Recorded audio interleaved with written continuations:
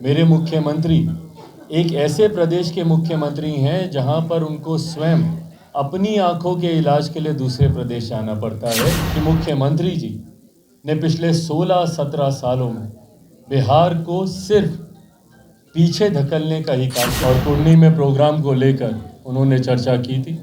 मुझे लगता है अभी आजकल में प्रदेश अध्यक्ष जी से, राजू तिवारी जी से उनकी बात होगी।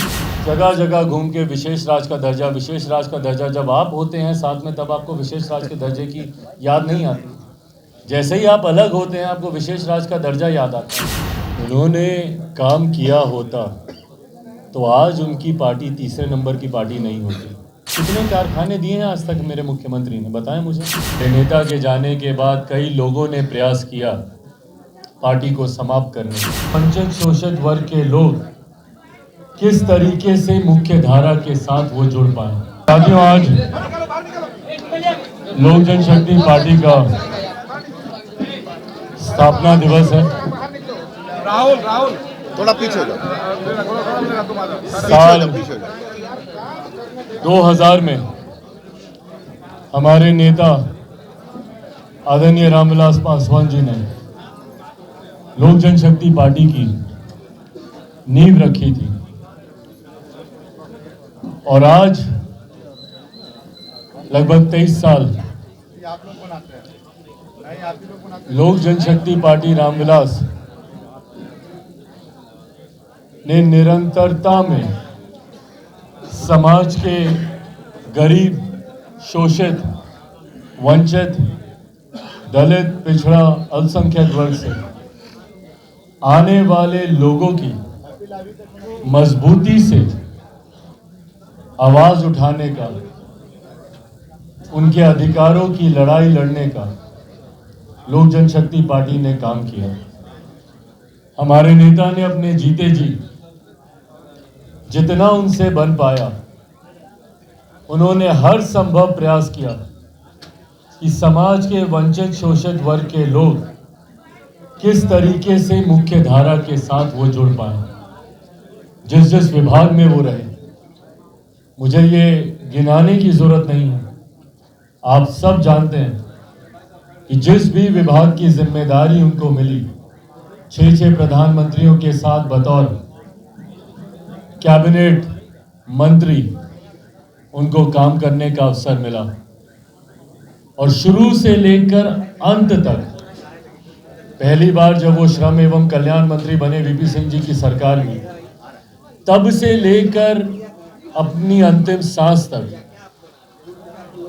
उनको जिस जिस विभाग की जिम्मेदारी मिली उस विभाग के माध्यम से कैसे समाज के गरीब, वंचित, शोषित लोगों को मुख्य धारा के साथ जोड़ा जाए, कैसे उनके हक अधिकारों के लिए योजनाओं को और मजबूत किया जाए, उसके लिए वो निरंतरता में वो प्रयास करते रहे।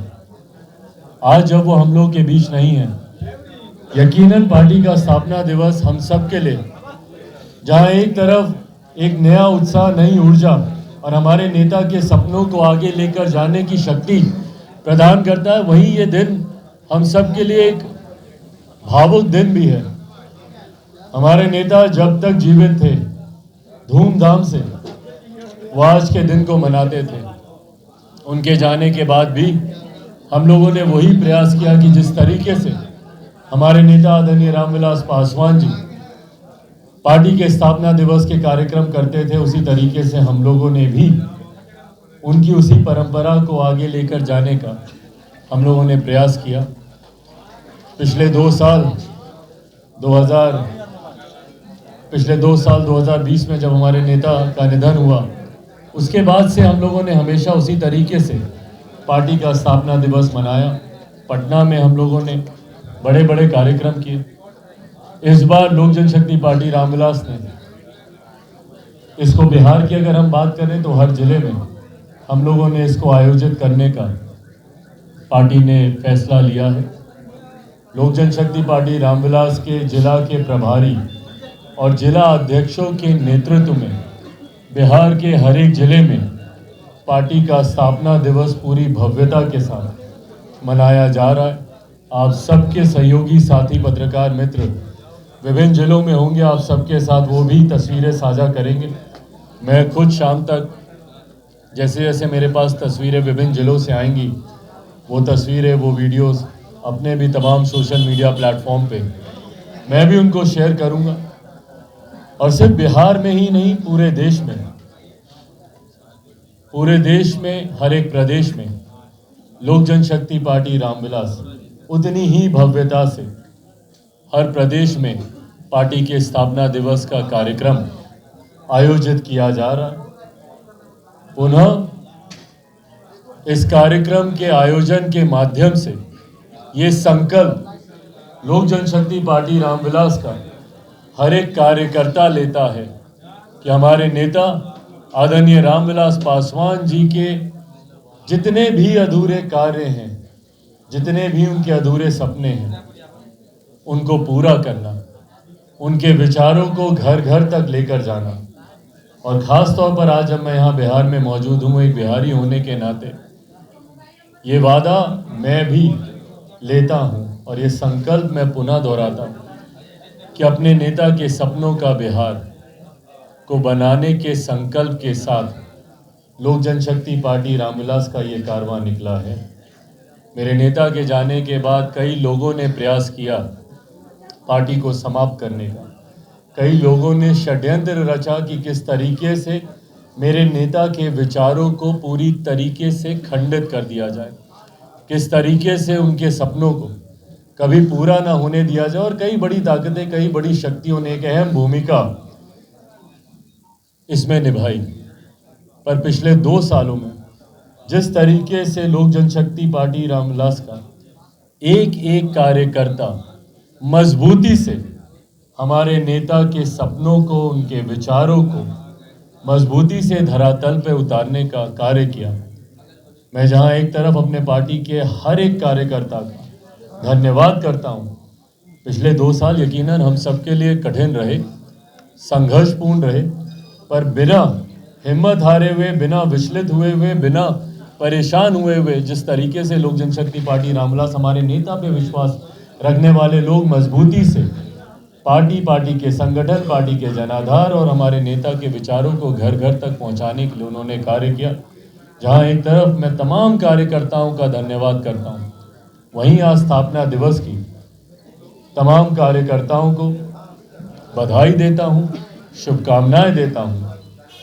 आज इस अवसर पर प्रदेश में कार्यालय का भी उद्घाटन किया गया है। एक पहल है प्रदेश के नेताओं के द्वारा, प्रदेश अध्यक्ष जी, पार्टी के तमाम प्रदेश के वरिष्ठ नेताओं के द्वारा कि एक सुनियोजित तरीके से पार्टी का कार्य चलता रहे, उसके लिए एक विधि व्यवस्था के साथ आज हम लोगों ने यहाँ पर कार्यालय का भी उद्घाटन किया है।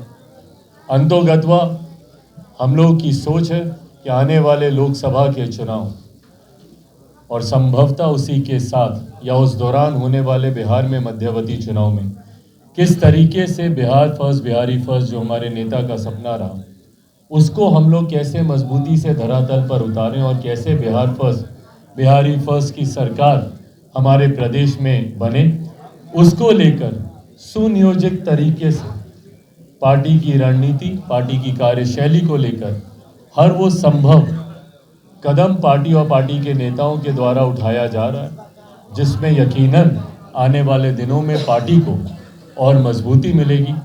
और जैसा मैंने कहा कि आने वाले चुनाव में यकीनन पार्टी के नेताओं की, हमारे कार्यकर्ताओं की नज़र है उसमें कैसे party Bihar first, Bihari first को लेकर जनता के बीच जाए और बिहार फर्स्ट, बिहारी फर्स्ट की आने वाले दिनों में कैसे सरकार बने। इन तमाम विषयों को लेकर आज विभिन्न जिलों में चर्चा हो रही है। इन तमाम बैठकों के बाद पुनः हम लोग प्रदेश में तमाम हमारे प्रभारी, तमाम हमारे जिला अध्यक्ष जब अपने अपने जिला की समीक्षा रिपोर्ट लेकर, कार्यक्रम की रिपोर्ट लेकर वापस आएंगे, आने वाली रणनीति को उसी के आधार पर बनाया जाएगा। ये मैंने रणनीति के बारे में मैंने जिक्र किया, बिहार फर्स्ट, बिहारी फर्स्ट को जनता के बीच लेकर जाना और जो विश्वास लोगों का बिहार फर्स्ट, बिहारी फर्स्ट में हर बीतते दिन के साथ बढ़ता जा रहा है। और ये विश्वास मुझे जिले जिले, विधानसभा या अलग अलग प्रखंडों में जिस तरीके से पार्टी के कार्यक्रम हो रहे हैं, मैं सिर्फ उन्हीं कार्यक्रमों की बात नहीं कर रहा जिसमें मैं जा रहा हूँ, मैं तमाम उन कार्यक्रमों की बात कर रहा हूँ जिसमें पार्टी के तमाम हमारे राष्ट्रीय नेता जा रहे हैं, तमाम हमारे प्रदेश के नेता जा रहे हैं। अगर आप उन कार्यक्रमों को भी देखें, जिस भव्यता के साथ अलग अलग क्षेत्रों में ये कार्यक्रम आयोजित हो रहे हैं और भारी संख्या में जिस तरीके से लोग बिहार फर्स्ट, बिहारी फर्स्ट के साथ जुड़ते जा रहे हैं, ये हम लोग के विश्वास को बढ़ाता है। और उसी रणनीति पर हम लोग भी काम कर रहे हैं कि आने वाले दिनों में बिहार फर्स्ट, बिहारी फर्स्ट की सरकार बिहार में बना सके, इस सोच के साथ हम लोग आगे बढ़ने वाले। उन्होंने काम किया होता तो आज उनकी पार्टी तीसरे नंबर की पार्टी नहीं होती।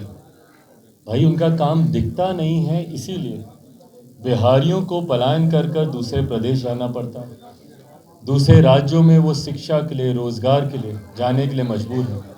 मेरे मुख्यमंत्री एक ऐसे प्रदेश के मुख्यमंत्री हैं जहां पर उनको स्वयं अपनी आंखों के इलाज के लिए दूसरे प्रदेश जाना पड़ता है, तो आम बिहारियों की तो चर्चा ही दूर की है। अगर काम उनका सही मायनों में दिख रहा होता तो आज जो उनके गठबंधन के सहयोगी हैं वो उनके बारे में नो एंट्री का जिक्र नहीं करते, वो उनकी कार्यशैली पर सवाल नहीं उठाते। मैं गठबंधन की मजबूरियों को समझता हूँ, आज जो बातें उनके द्वारा कही जा रही हैं, बट हकीकत है बिहार की जनता को कम से कम, और हम लोग भी भाई कई बार यही सवाल पूछे थे मुख्यमंत्री जी से 2020 के चुनाव के हर एक मंच से मैंने सवाल पूछा था कि बताएं मुख्यमंत्री अपनी उपलब्धियां, शिक्षा के क्षेत्र को लेकर हो या स्वास्थ्य के क्षेत्र में हो, रोजगार को लेकर हो, कितने कारखाने दिए हैं आज तक मेरे मुख्यमंत्री ने, बताएं मुझे। इंडस्ट्रियलाइजेशन को लेकर मेरे मुख्यमंत्री की क्या सोच है, क्या नीति है, बताएं वो मुझे। रोजगार को लेकर मेरे प्रदेश में आईटी सेक्टर को लेकर अलग अलग राज्य जहां काम कर रहे हैं, गुड़गांव हो, नोएडा हो, बैंगलोर हो, अलग अलग राज्य जहां आईटी सेक्टर्स को क्रिएट करने की बात कर रहे हैं, ऐसे में मेरे मुख्यमंत्री की सोच बिहार में आईटी सेक्टर को लगाने की क्या रणनीति है, बताएं ना वो मुझे। बिहार में इन्वेस्टर्स आए, आकर निवेश करें, उसके लिए ईज ऑफ बिजनेस हो, सिंगल विंडो क्लियरेंसेज हो, उसके लिए उनकी क्या रणनीति है।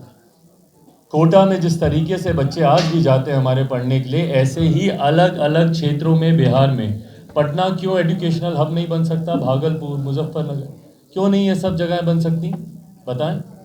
उसको लेकर, एजुकेशनल हब बनाने को लेकर मेरे मुख्यमंत्री की क्या सोच है, साझा करें वो।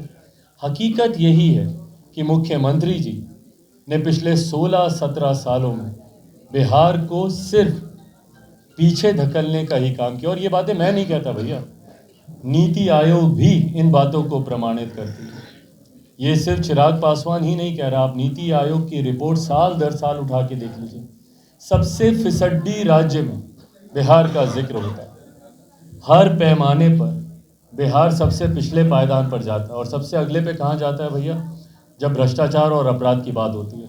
ये किसी से छुपा थोड़ी है, रोज़ हत्याएं हो रही हैं बिहार में, रोज़ अपराध बढ़ता जा रहा है और विकास के मापदंड पे बिहार पिछड़ता जा रहा है। तो ऐसे में अगर उनका काम दिखता तो आज वो तीसरे नंबर की पार्टी नहीं होता किया, उस पर भी मैं जानकारी दे दूं। 2 दिन पूर्व भारतीय जनता पार्टी के प्रदेश अध्यक्ष संजय जायसवाल जी का फ़ोन आया था और कुर्नी में प्रोग्राम को लेकर उन्होंने चर्चा की थी।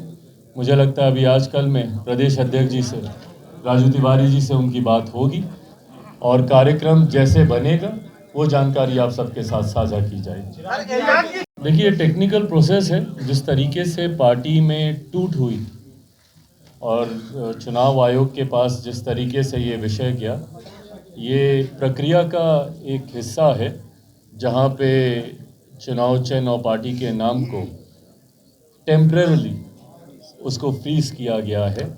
आने वाले दिनों में जैसे ही ये बात स्पष्ट होगी कि अधिकृत तौर पर पार्टी किसकी है या किसके साथ आगे बढ़ रही है, तो मुझे लगता है ये प्रक्रिया का हिस्सा। भैया मैं इस पर क्या टिप्पणी करूँ, इस पर चुनाव आयोग ही बेहतर बता सकता है। जो जानकारी चुनाव आयोग के द्वारा हम लोगों से मांगी जा रही है, भले वो पार्टी के संगठन को लेकर हो, पार्टी के संविधान के आधार पर पार्टी की गतिविधियों को लेकर, वो तमाम जानकारी समय समय पर चुनाव आयोग के समक्ष दी जा रही है। मुख्यमंत्री जी के पास एक उचित प्लेटफॉर्म है इन विषयों को उठाने का। नीति आयोग की जब बैठक होती है उसमें तमाम प्रदेशों के मुख्यमंत्री जाते हैं और ये सही प्लेटफॉर्म है जहां पे आप इन तमाम बातों को उठा सकते हैं। आप जगह जगह घूम के विशेष राज का दर्जा, जब आप होते हैं साथ में तब आपको विशेष राज के दर्जे की याद नहीं आती। जैसे ही आप अलग होते हैं आपको विशेष राज का दर्जा याद आता है। क्यों नहीं उस प्लेटफॉर्म का इस्तेमाल किया जाता? क्यों बहिष्कार करते हैं मुख्यमंत्री? क्यों नहीं जाते हैं भैया उस बैठक में? जाएं, वो एक अधिकृत प्लेटफॉर्म है, वहाँ पे जाकर विशेष राज के दर्जे की मांग करें।